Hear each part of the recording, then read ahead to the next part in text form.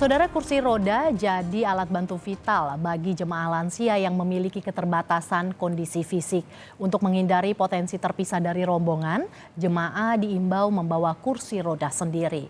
Ibadah haji adalah ibadah yang memerlukan fisik dan stamina prima.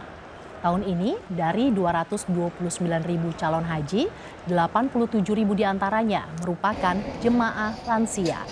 Lebih dari 25% lansia membutuhkan kursi roda saat melakukan tawaf ataupun sa'i di Masjidil Haram. Petugas haji pun mengimbau agar jemaah memiliki kursi roda sendiri. Hal itu bertujuan untuk memperkecil potensi jemaah tertinggal atau terpisah dari rombongan.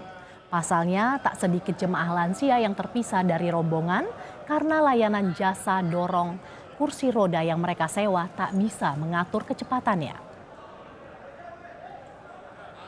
Udah tahu situ yang didorong itu orang tua, kecepatannya juga dia tidak bisa batasi karena dia mengejar target. Semakin cepat dia mendorong dan selesai, semakin cepat dia juga akan mendapatkan yang lain gitu. Jadi potensi untuk terpisah dari rombongan itu besar ya Pak? Iya, jadi kalau kita didorong sama teman sendiri, otomatis kita bisa santai, kita bisa cerita, dan potensi untuk terpisah sama sesama teman, sesama jamaah itu kecil.